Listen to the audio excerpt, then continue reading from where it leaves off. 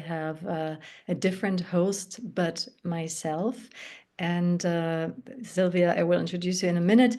But before I do that, I just want you to know we are going to record as always.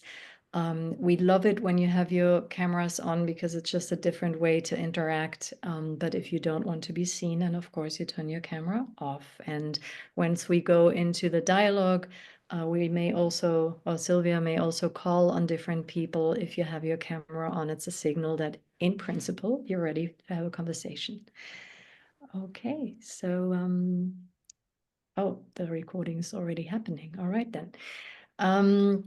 Yes, so here, my name is Nadjeschda Taranczewski. I'm the founder of ConsciousU, and today I will not be hosting the session, but I will be handing over to Sylvia. Sylvia is a good friend and also a longtime student of Peter Koenig's, very well versed in source and money work, and one of his star pupils. So I'm very excited, Sylvia, to have you on board today. If you may introduce yourself with a couple of words. Yeah, thank you, Nadia.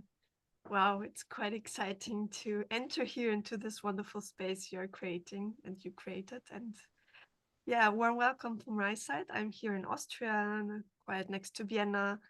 And yes, I'm a good friend from Nadia and Peter, and I'm very happy that I got to know Peter, your work about 20 years ago, and we are working a lot with it in Germany and Austria, mainly in German-speaking countries. But I also have a special role in your ecosystem, Peter, with a community of practitioners. So I'm the source of those people who are practicing the money and source work already, and yes, and it's quite international. So that's why we are here in English. Although I see there are a lot of people in German-speaking countries as well, but we stick to English today, basically. And yes, and I'm originally working with a lot with sustainability issues and the pioneers of change, a movement here in Austria and German-speaking countries, where we are looking at the change of culture in humanity. Quite big topics. Yeah, before we start, I would like to stick to your beautiful ritual, Nadia, that we will send you in breakout sessions now for a couple of minutes so that you can connect with each other and also become aware what did you bring with you? Why are you here? Did you bring some questions, or are there any issues you would really love to talk about with Peter? And this is kind of a warming up session, and yes, I ask Nadia to help us to create this breakout session, just exchange about why you're here and hear about the others, why they are here. And I hope that you bring a lot of food for our interview afterwards. Yes. Okay. Give me just 1 second to start or continue sorting people. There's always a little bit of movement when people hear breakout sessions. They're like, oh, Yeah. and then they panic and then they leave. But it's really actually for your sakes, because it is just so wonderful to be in a space together and have a moment to connect to another living and breathing soul. Okay, come on. I have to do this again now. So much movement here. And then I have to fish out Peter out of these breakout sessions. I sometimes accidentally drop Peter into a session. So let me just see. I think we'll have one group of 3, but everybody else is in a smaller group. Okay, this should work. Okay, see you on the other side in 8 minutes.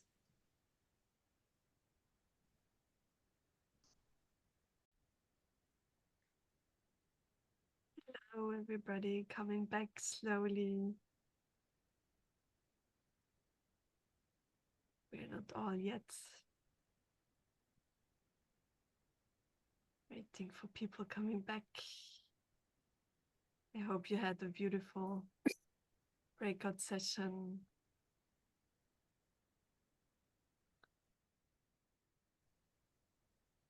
Okay. Still people dropping in.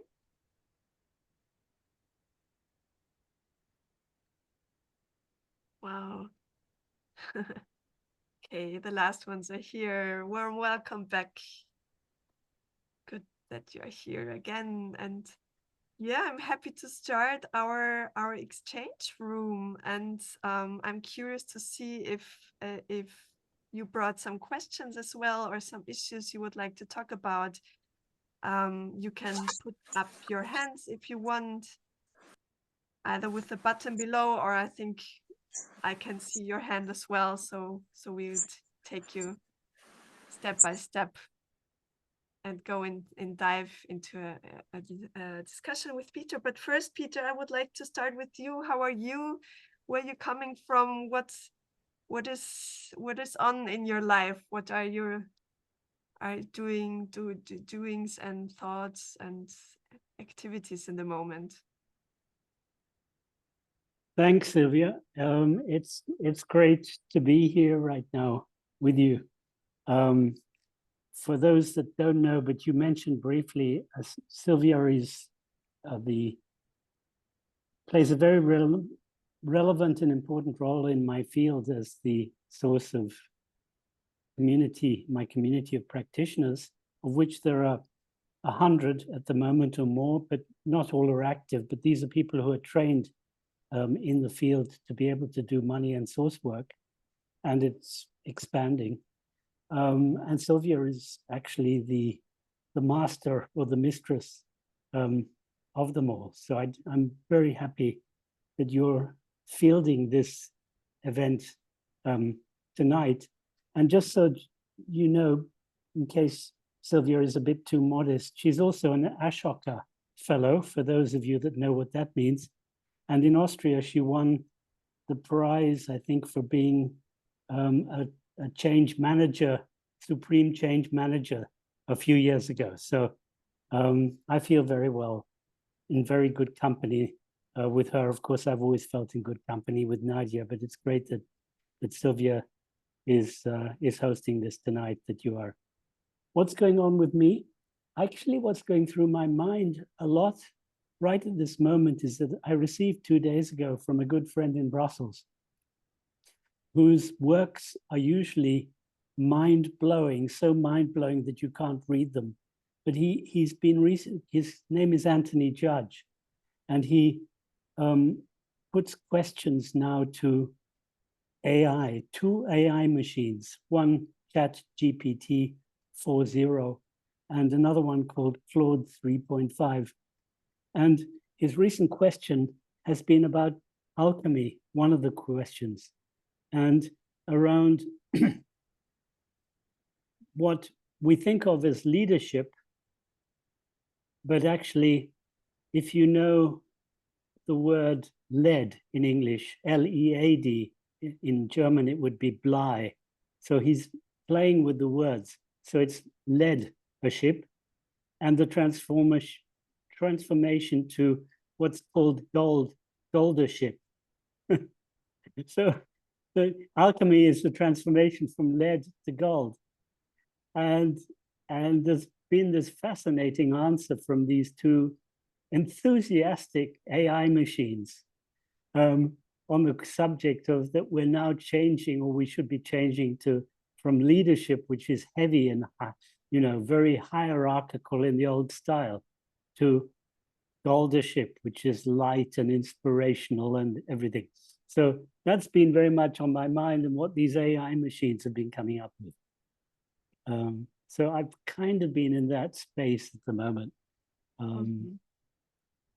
And I'm ready for whatever comes up this evening in terms of the golden era that we might be heading into, if we're not heading into a real pit of extinction. So everything in between open for questions and comments, of course. Thank you, Peter. Is there anyone who would really like to jump in with the first thought, with the first question, with the first, maybe what you're up to? Monica's asking Peter, what's his name? Anthony in Brussels? Judge. Judge. Peter, you have been very creative with words as well. And on your website or on the Create Love in Business website, we find the word transvolution. And I'm curious, could you maybe give some words to that? I think maybe it's new for some of you as well. I mean, not so much for me, but I'm curious, maybe you could bring in some thoughts what you mean with transvolution and also the golden area you just mentioned. So thank you, Sylvia. So transformation was relatively new, particularly for those of us dealing in organizational change work if I go back to the 1980s. So it was like a new concept of meaning going beyond the incremental change to large paradigm kind of change of context.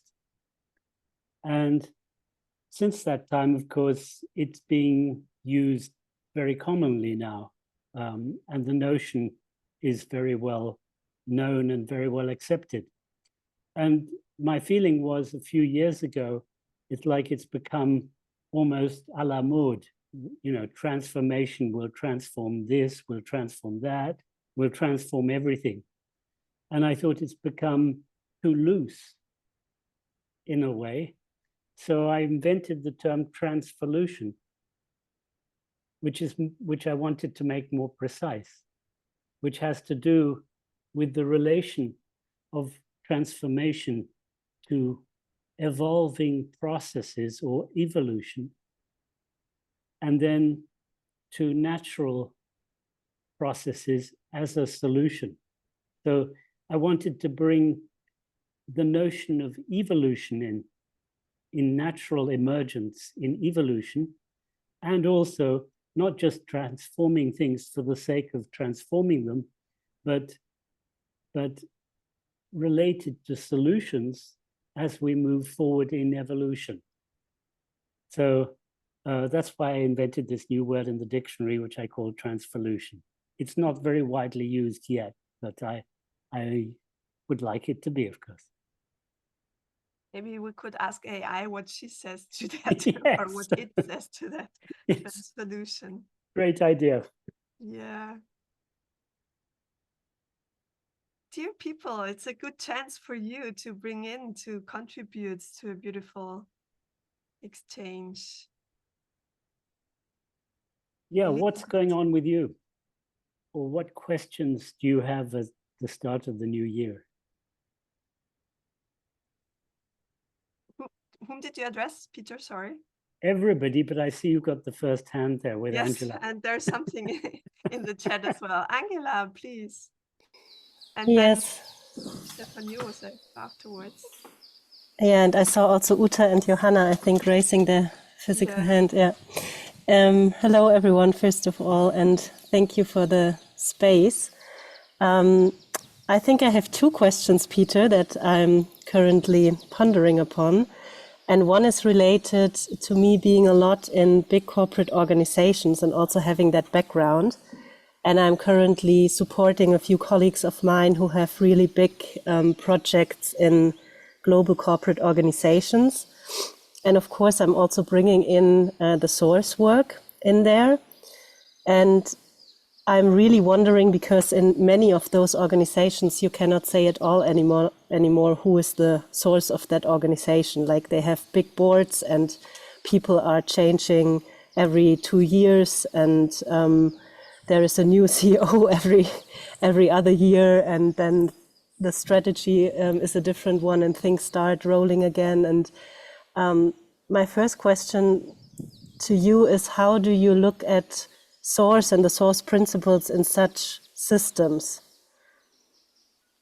Yeah, it's a great question, and it's not the first time I've been asked that. So what I do personally is there's so much information in the public domain on Google and all the search engines.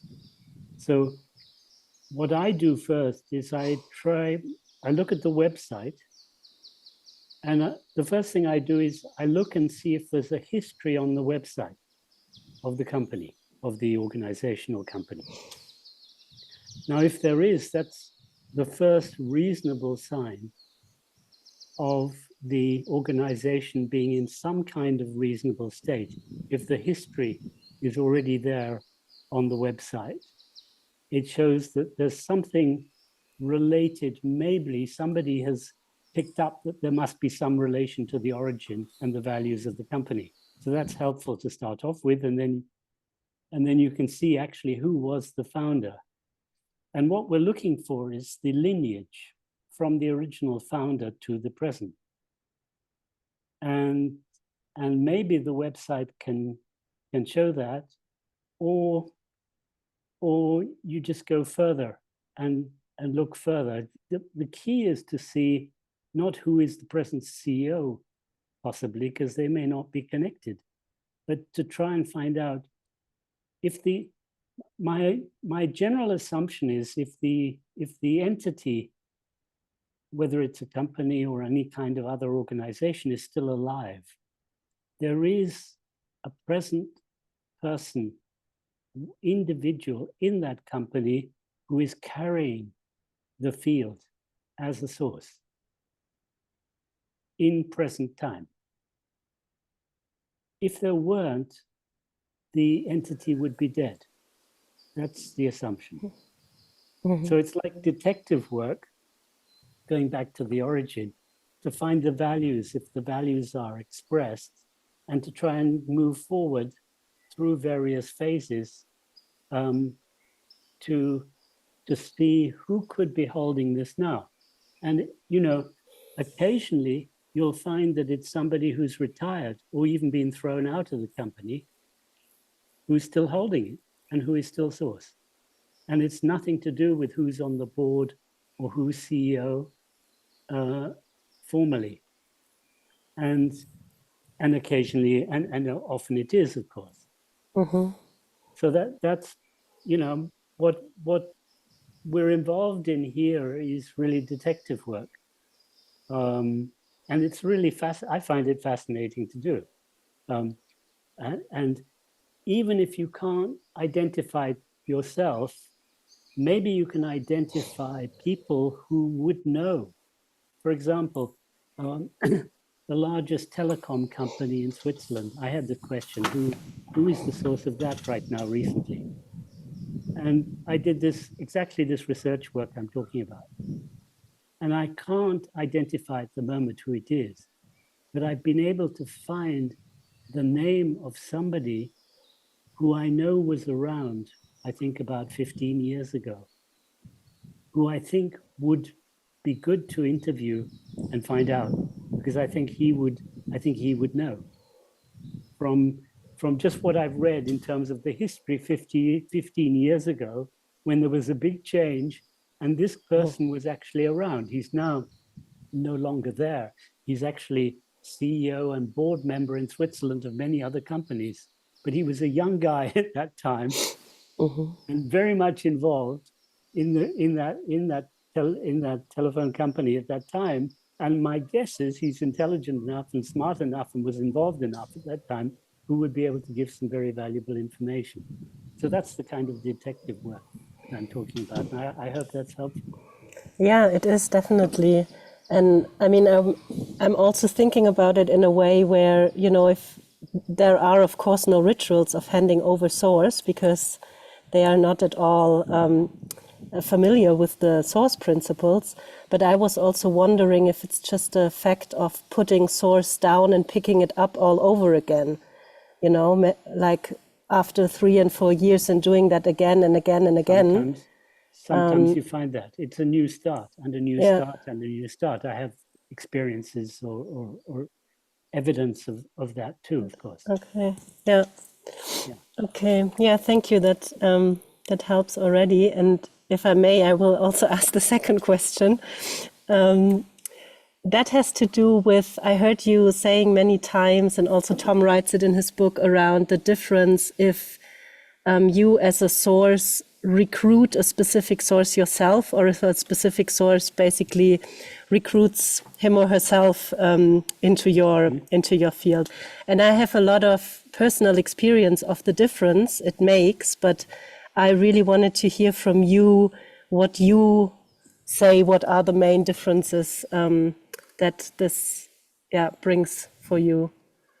So I, of course, thank you for that question too. It's a very interesting question. And actually, I'd like to give the credit to the person who noticed this first, which is Charlie Davis in the UK, because he brought it to my attention. And the main difference is that when you recruit, if I recruit somebody, I see, okay, there's something I'd like to see happen in my field, and I'm looking for the person, and I find a person who's willing to adopt that role and loves to take on that role. They will always come back to me to check whether what they're doing is correct. Like I think an employee would do with a boss, but it's a different kind of relationship, of course, because that person, you know, has the autonomy to make decisions in the way that an employee with a boss doesn't.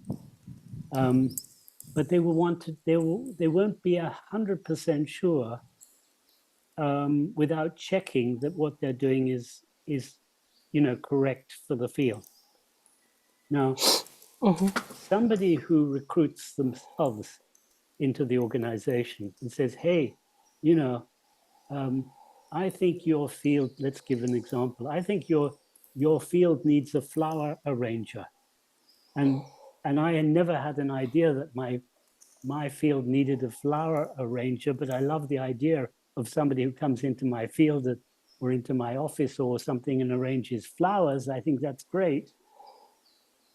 They will then come in, I give them my blessing, but they won't be looking to me to know whether the flowers are correctly arranged or not, because they have taken the initiative in our relationship. So the question here comes back to who's the source of the relationship. In the first place, I'm the source of the relationship because I've recruited somebody in. In this case, they're the source. They've recruited me into their field in that sense, as being the source of the flower arrangement, and they don't need to ask me anymore. So that's the essential difference. And it really does make a difference in the management. Yeah. Because you see this, you know, people who are intuitive will manage this automatically, like with all the source principles. You don't need to know the source principles. If you're highly intuitive, you just do it. But the source principles are an attempt just to describe what we would do automatically if we are fully intuitive. And would you also say with that, Peter, that the person that I have recruited, if I make the example like this, that there is a closer relationship, or maybe we could even say dependency on the global creative field, because actually this person brings something in that I as a global source really need for the field. So there is more of a, you know, because with the other person, the flower arranger, it really sounds like they can do their job, they can bring in their vision, and it doesn't really affect the rest of the field so much because they really just go with their own vision. They brought it in themselves. With the other person, it sounds a bit like if I recruit that person in because I feel he or she brings something I need in the global field, then I'm also a bit dependent on that person in terms of how my initiative is going. For me, I put them on the same level. You put them on the same level, okay. I feel, you know, if I've given my blessing to the flower arranger, I consider that important, you know, equally important for not just me, but for the whole field. And now, you know, the whole field has flowers. Okay, yeah. But also in a way, the other way around, that you would say you also let the other person who you recruited in, you give them the full freedom of realizing their vision. Yes, knowing that it is something you also really want and need for your initiative. yes. And it's just, you know, both are free to leave, of course, equally. And when Yeah. they go, you know, if they feel they need to go because they want to realize themselves and their vision, both are equally free. So I treat them, I feel they're both actually in that sense equal. It's just what we're referring to is the different needs they have, that I have and they have in terms of our relationship.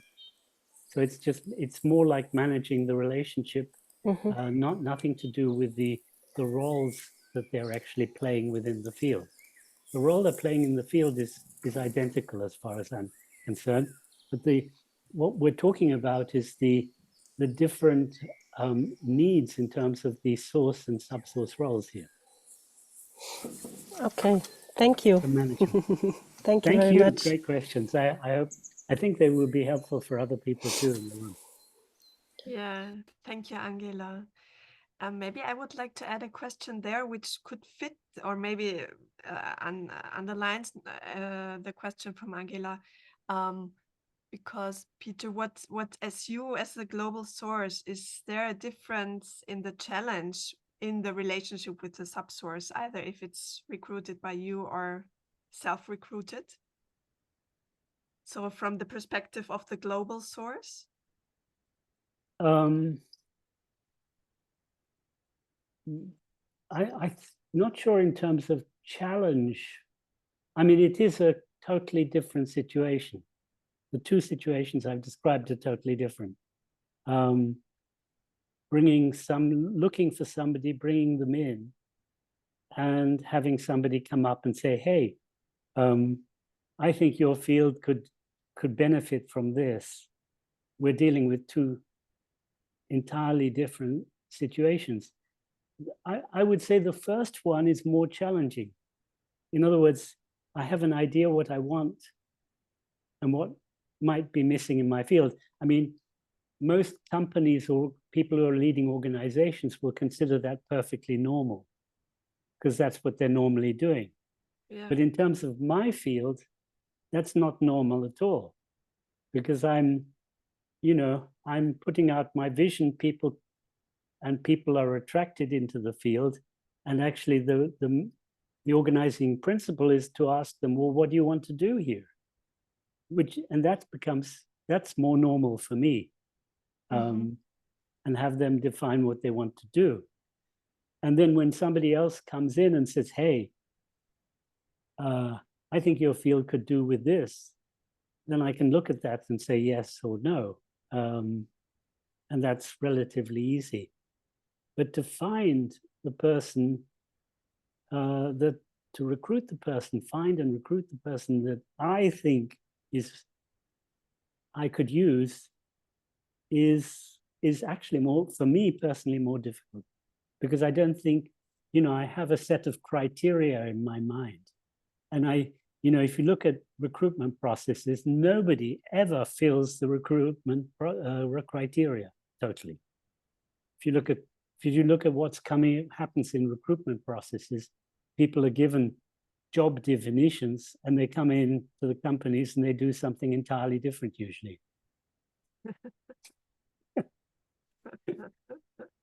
Yeah, thank you, Peter, for this aspect. Nadia, and then Stefan Josef, I think.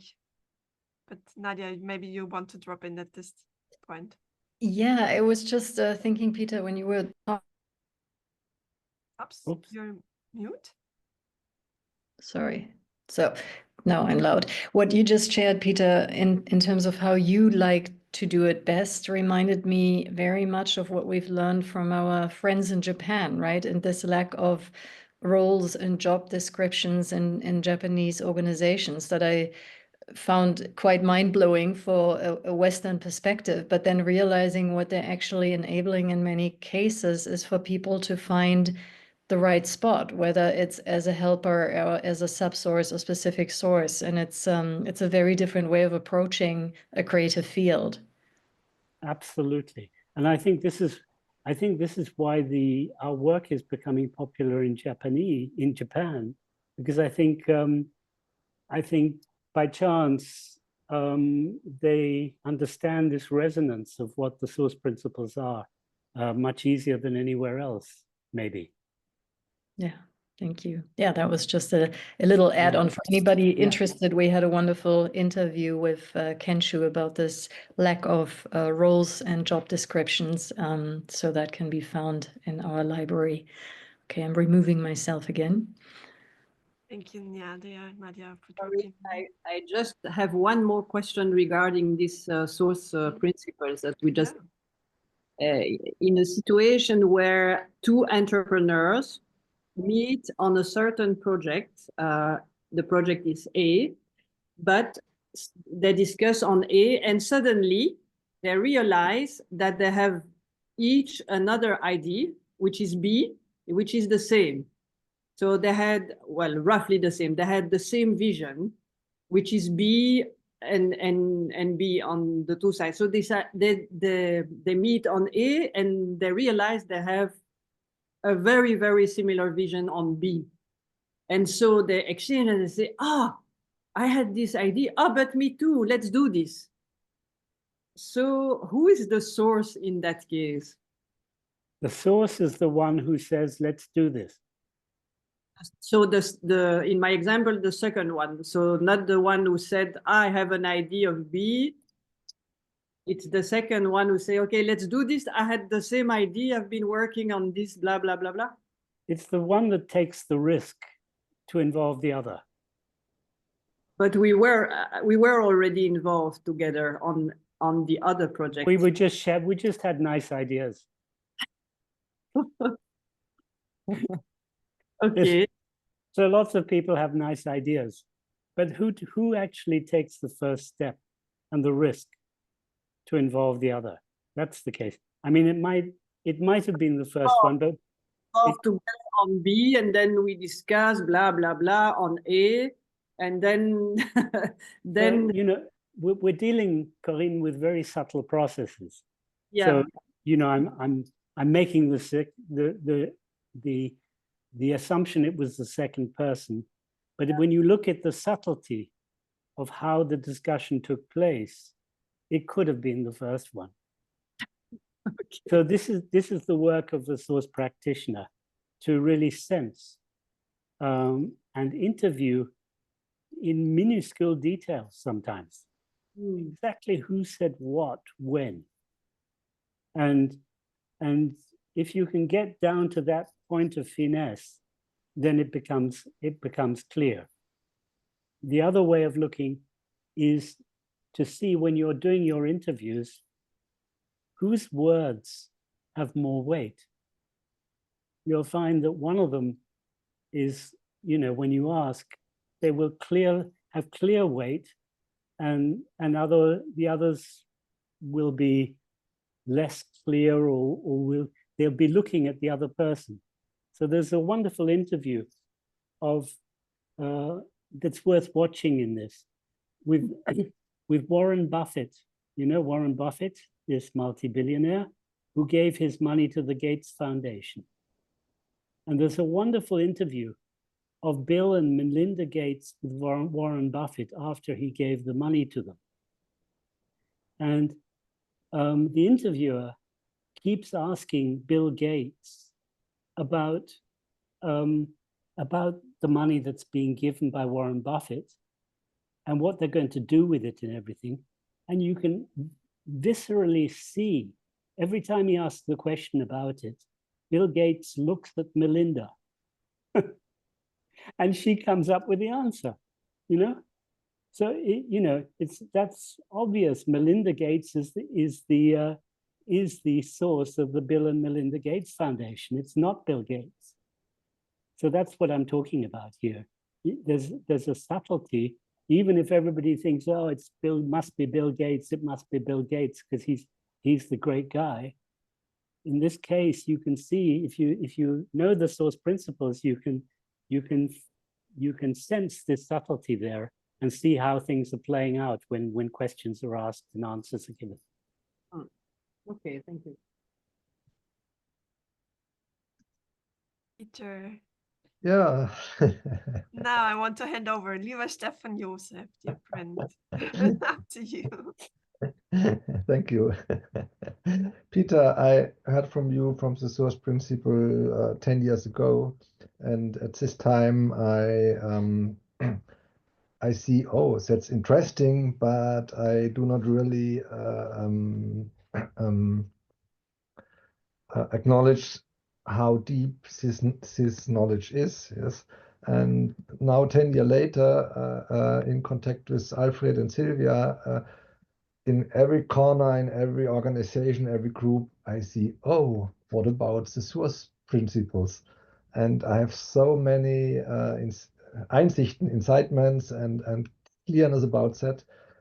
So I like this view and this work. And my question to you is, why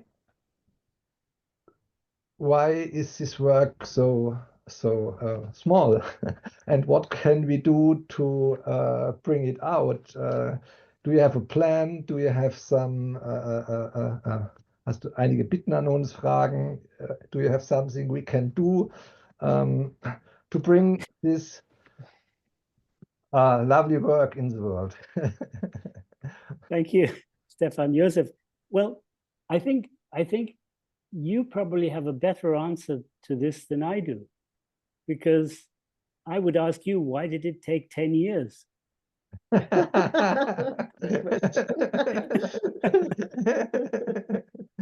Yes. Yeah, why did it take 10 years? Yes. What stopped you from being able to take it on 10 years ago? What was the resistance? Yeah, I think it is the angst to go in the responsibility to last week I saw that I'm afraid of saying I am the source, because if I go in a field and say I am the source, wow, I take responsibility. And I've just had made the experience, if I then do that, wow, in this moment all things comes in eine Ordnung. Yeah? So Yes. it becomes to get easy and but it's a step. Yes, it's who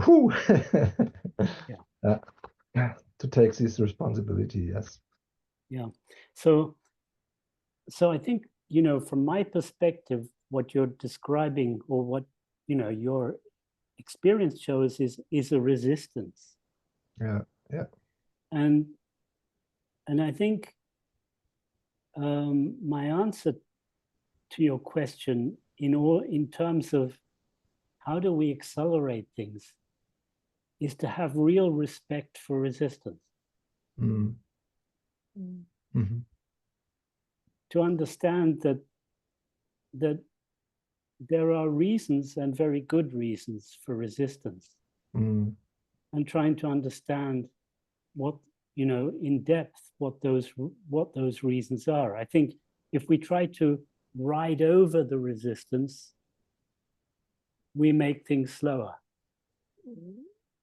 Whereas if we accept the fact that actually resistance can be constructive and positive and has its good reasons, Yes.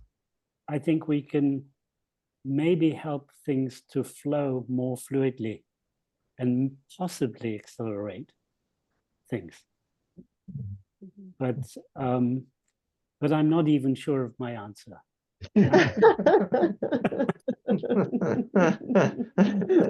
Yes, but thank you, Peter. Pleasure. Maybe somebody else has more insight on this. Yeah, is there anyone who wants to bring in a contribution to that? Spreading this, not disseminating, but diffusing your work, Peter. That's the word you're using, right? Diffusion instead of dissemination. Well, I make a distinction between the two. I call a diffusion in terms of just, let's say, unintentional spreading just by sharing. Whereas dissemination, I use in terms of intentional spreading. In other words, if you have a definite intention for something to grow or spread, I like to use the term dissemination. And I make that distinction from just, an enthusiastic sharing without any intention at all, but which will have the same effect. Yeah. We have a slot of 9 more minutes, so if there's another contribution, we landed now really with the source work.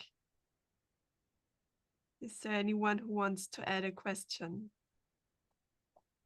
Or make a further comment, of course. Or make a further comment, that's right.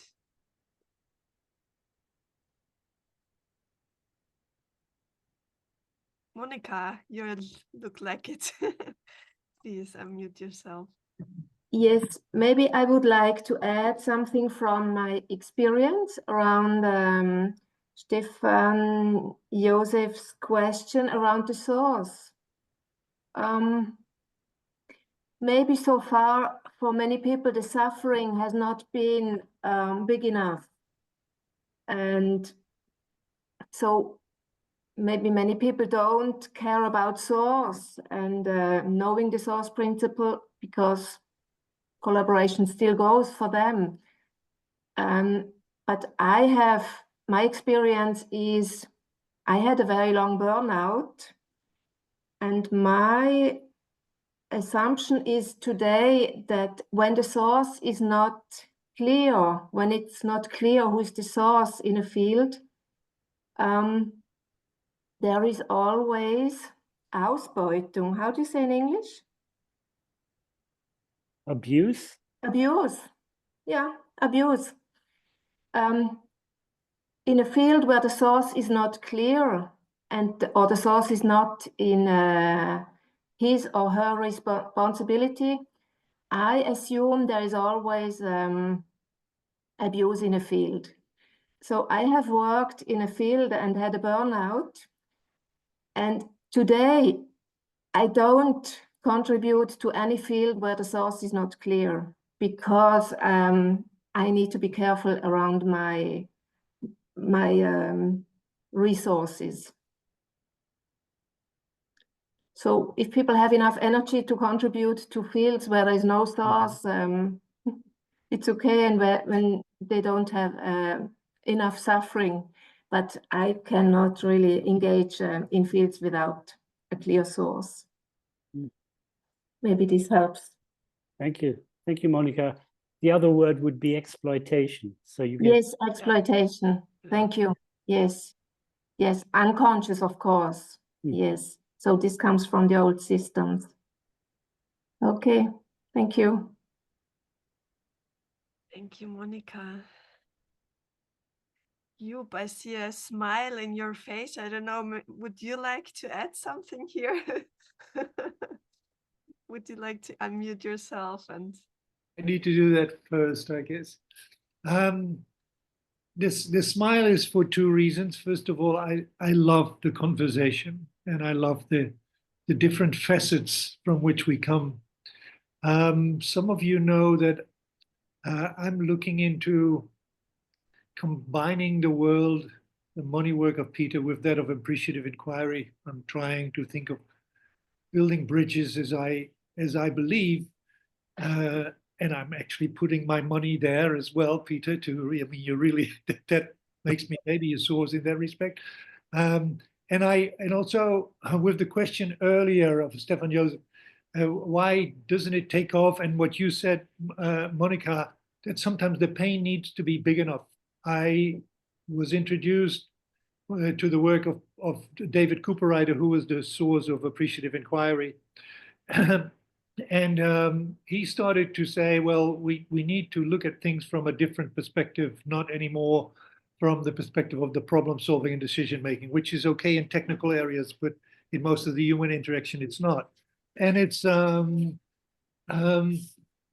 it took us some time to get that started. Stefan Josef, I guess it took a couple of years, but then when people really start to take the ownership, like I hear you say, Monica, when the issue is big enough, when problem solving, the decision making is not helping us any further anymore. So when we really need to come back to what Nadja is doing now, helping us to look at how to change from the normal to the natural regime, things that Peter have been promoting, I guess there is hope, because my smile comes from the perspective that in the world of appreciative inquiry, somebody is really trying to get a hold of me, but that there are now hundreds of thousands, if not millions of people looking at that. And I think, so the smile comes that there is hope, that if we start to combine those insights, those of Peter, those of David Cooper-Ryder, and some of us take ownership and start to do it, we can actually help humanity take a next step. And that's where the smile came from. So thank you for giving me the floor on this, Sylvia. I really appreciate that. I appreciate your contribution. Thank you so much, Joop. That was radiant. Peter, would you like to add something? Just, I know that Joop and I will be meeting in 10 days' time or so. And I'm looking forward to sharing, because I've got a new version of Happy Money Story, which involves the appreciation of everybody who's involved. And I'm looking forward to share that with you, Joop, because I think that is that's one way of combining these two fields, if you like, or the work that comes out of these two fields together. I'm looking forward to do that. So do I, Peter. So do I. Thank you. Peter, would you like to add 1-2 words to the Happy Money Story you just shared with for those who haven't heard about it before? Okay. So briefly, the Happy Money Story is a process invented originally within my field by this good friend, Charlie Davis, who is now well known for his work with so-called very clear ideas. If any of you need to have a very clear idea, look up on Google Charlie or Charles Davis. And the Happy Money Story is a process where, for sharing out proceeds, if we may have a joint project together, venture together, and there's money at the end of the day to share out, it's a process where we go around in a circle.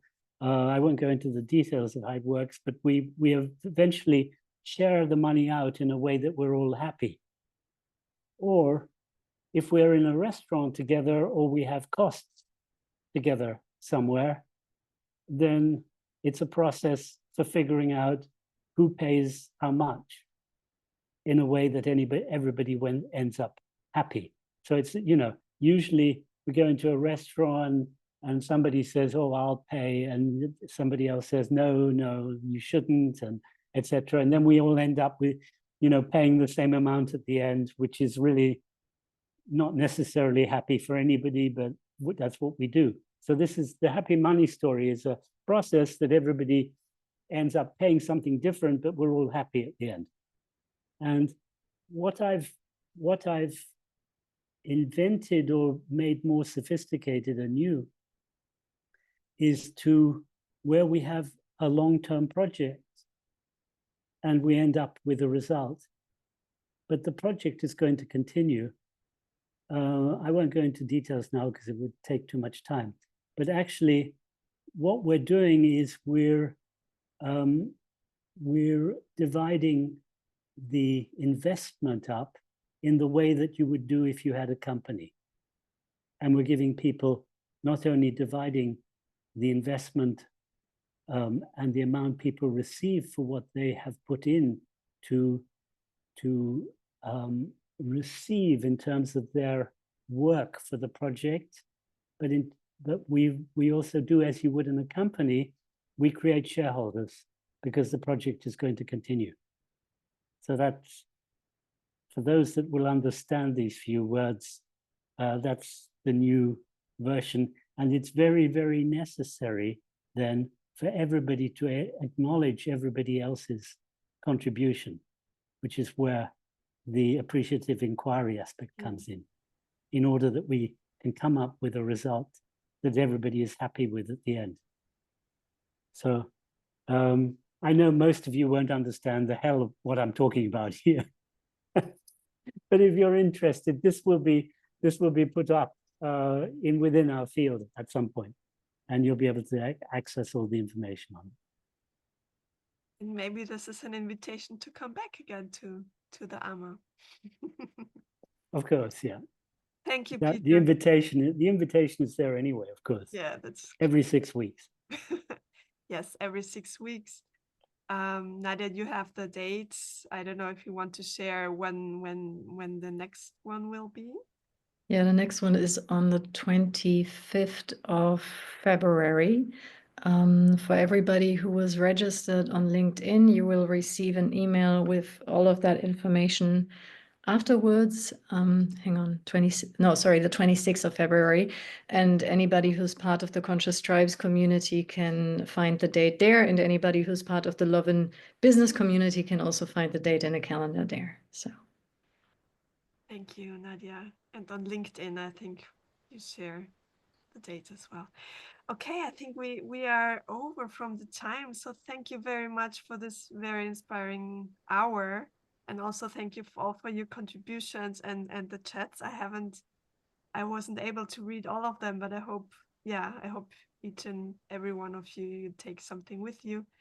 And I know, Nadia, you have a beautiful final ritual with Peter.